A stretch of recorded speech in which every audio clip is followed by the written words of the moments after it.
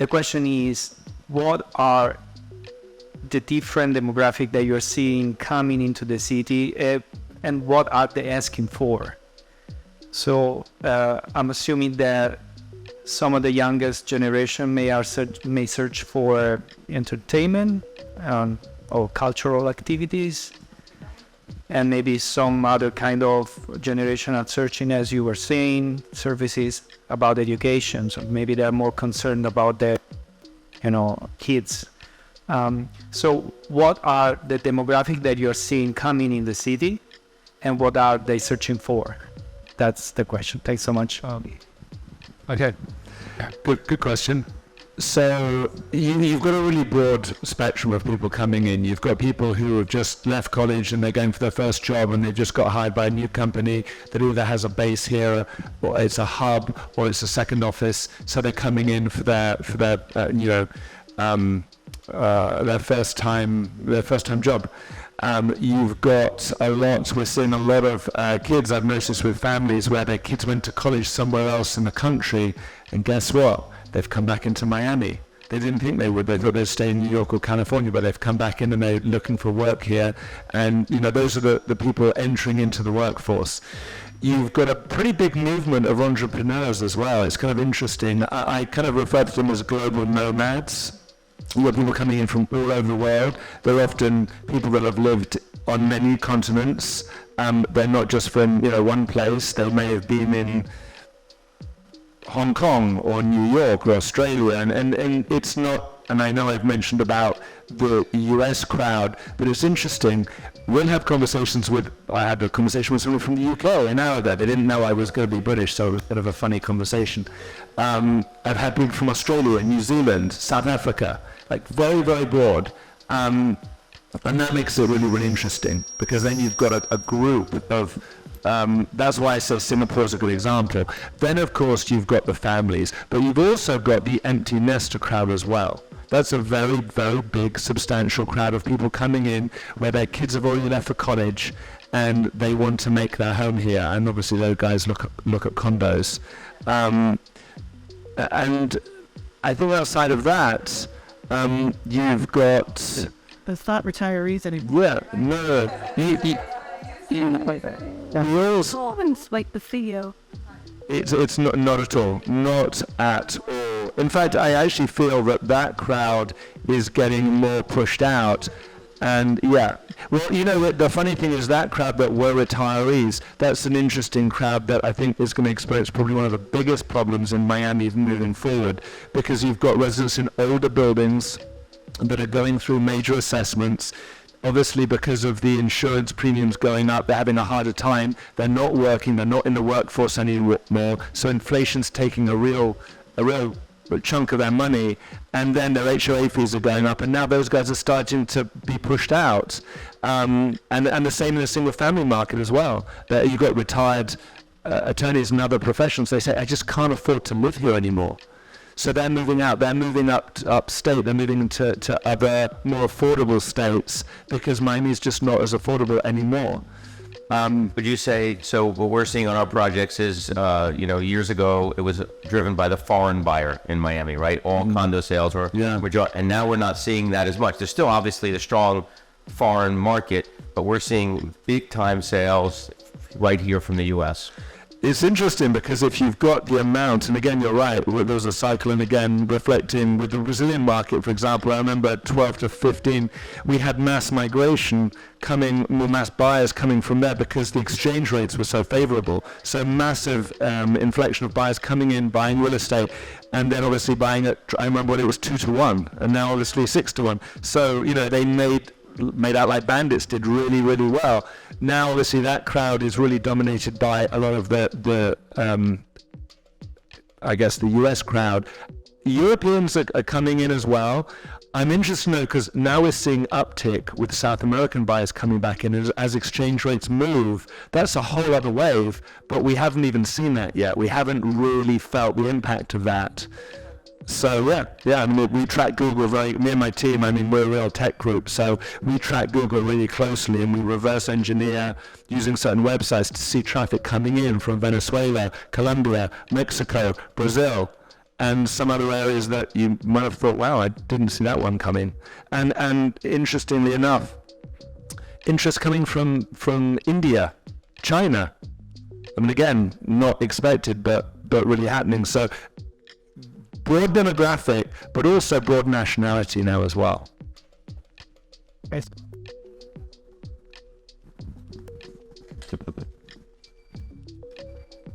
Yes, sir. Thank you. This is Ezgi Fitos, architect and founder at Designology. My question is for Brad, and it's about sustainability, aspect of sustainability. So in your developments, do you think that sustainability can, add like a sellability or rentability feature? Do you find that, new buyers are looking for that aspect, or you can charge more per square foot, if your building has a LEED certificate, or the brands that you are affiliated with, do they have certain requests in terms of sustainability? Because I think, they do the management, so I guess they would have benefits in terms of, lower cost of running and maintenance, etc. And after that, perhaps interior designers could also answer the same question in terms of, like, do you have, the new sort of buyers, perhaps those coming from north, are sort of asking for sustainability features. So, the code here in Miami now requires either LEED certification or green certification of some sort. So all of our buildings as a base standard have that, and it's a requirement. But I think you're right. I think the buyers are getting smarter. I think parents are concerned about the environment their children are going to live in. I don't know yet if it's going to really bring an uptick in what people are willing to spend, but there's a certain basic expectation that people have now in the world. And it's not just about what you buy for a living. It's about your car. Look how many electric cars are on the road, other things. And I think we have a much smarter, more data is available to us. People are actually looking when they come to buy units. They're Googling things right away as they walk into a sales center. Oh, what is this product? What is that product? They can find out right away. So you can't kind of fool any buyers anymore.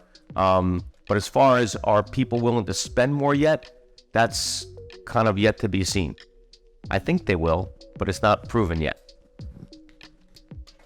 Yes, thank you. Well, for us interior designers, I would say I don't hear clients asking much. I think we can do a much better job, to be honest, with that, with sustainability and environment. I feel like we have some work to do, I believe, in Miami.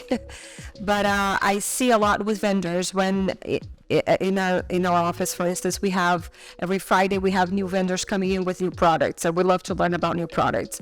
So it's definitely in our minds to ask questions like, is there any chemicals used to prepare or to fabricate certain things? And I think it's more about wellness and well-being and healthy issues more than sustainability, but it's in our minds, and I think we're training our team to ask questions like that. Being from Brazil, we love carpentry, we love a beautiful millwork, we love wood, right? But I'm happy to see that vendors, like Lila just came back from Brazil to visit some factories, and we're very happy to find out that, yes, we're not killing trees out there for nothing. There's a lot of certificate that the vendors are now required to provide, and we as interior design, I think we have to do a better job and find these type of vendors, these type of materials, and educate our clients. But I don't see our clients asking much. They're not asking us. I think we are asking first. Yes, the ones educating them about it. So there was one thing that happened due to COVID, right? Is there used to be a time when all of the building supplies we wanted were readily available. Everything was readily available. Everything was stocked. Light fixtures, plumbing fixtures, drywall, carpentry, all sorts of things were stocked. And obviously COVID froze that. We're still going through a struggle, right, to get things quickly.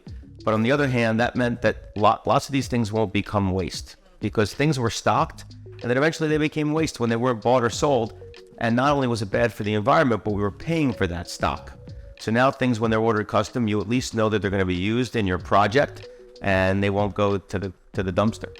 I want to touch on that because as an architect, we do get especially tech-oriented buyers who are more like innovative or more futuristic. They do want to push the envelope on solar And we're starting to see it because from an insurance perspective, insurers will not insure you. And so we're starting to get that question. What's our resiliency strategy? How are we going to argue that an investor wants to invest here?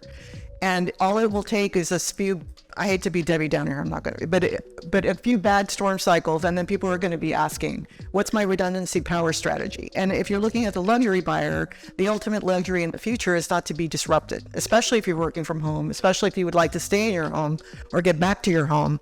You would like to have that extra solar array, or you would act like, we have a house in Venetian Island that has the first gray water recycling. Why? Because we couldn't get the sewer allocation. So it wasn't because the developer wanted to do it, but it was the only way to get a permit. So as we start getting pressured from less fresh water, we're going to be doing what we do when we build in the islands. We're going to be doing rainwater recycling, rainwater harvesting. It may not come because the buyer is asking because they want to be green.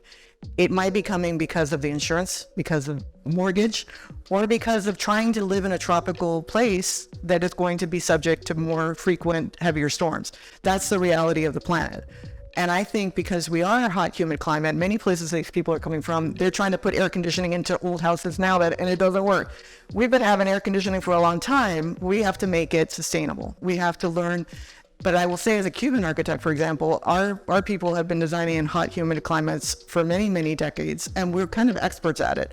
So I think that's knowledge that can be exported to the rest of the world as they get be hotter and more humid. And as a Brazilian, we know how to design for the tropics, and I think the world is getting hotter, so that knowledge is going to come in handy. So it's an opportunity to lead.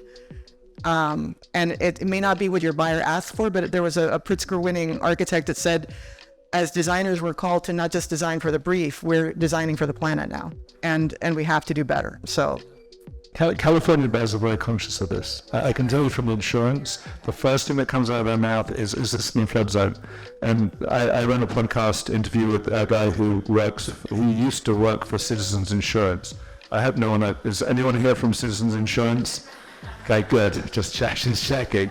And he used to work for them. Now he fights them in court. And he was dealing with a situation after Maria and the wildfires in California. And he was saying that it was really hard getting them to pay out. Hard is an understatement. I'm really playing this down, but it was pretty bad. And the truth is that Chubb pulled out of South Florida. AIG obviously have their problems, and Citizen is the insurance of last resort. So if you haven't looked at what they're doing right now, one of the reasons the HOA fees have gone up is because their insurance premiums have gone up. And there are houses in these primary neighborhoods that we deal with that if you have a home built prior to 2001 and it's in the flood zone, they are tripling the flood zone insurance. And again, what we do with our clients, we tell them if the flood zone's X, go up 2 more feet. We're building resiliency, even though the code is not, because you have an expectation that code is going to protect you and code is going to tell you what's needed, but we're not there right now. So designers have to design and builders have to design beyond the code to think about the long term, because again, we're not doing disposable architecture. That is not what we're doing. So if you're going to be in the business of building something that's for 20, 30, 50 years, you can't design it for the FEMA flood zones right now and the codes right now because they're not adequate. Yeah, absolutely. You've got to be several steps ahead. And then if you look down into these other areas, I'm seeing people come in saying, I've had families say, I love the fact that there's a mango tree and an avocado tree, I can be self-sufficient. There's solar roofs that are going in these houses. You're right. It may not be that they are like the most green, like if they're honest with themselves and say that am I, a green activist and I'm going to go out there and I'm really going to, I'm into recycling. Everyone agrees and loves the idea that they want to be more conscious about looking after their families, the earth and everything that we live in. But the reality is that there is a real cost that people are weighing up. And they understand that if they are going to have their primary home, these are big houses with big running costs, they want to, one, protect their asset, because it's their primary asset, and number two, manage their costs, because costs are high, and so they'll do the electric roof, they'll do the solar. Now we're all charging our cars. Solar, by the way, also limits losses. If you have a redundant power source, then you can turn on the fans, and then you don't get your drywall full of mold by the time you get back to your house. So there are things that you do to protect your clients, whether they ask it for it or not. It's part of our job is to kind of help them to see the why and the value of it, so that when the future if it should come, and I believe in science, I do believe it is, that we get to do the very best job to make the buildings we design for the future.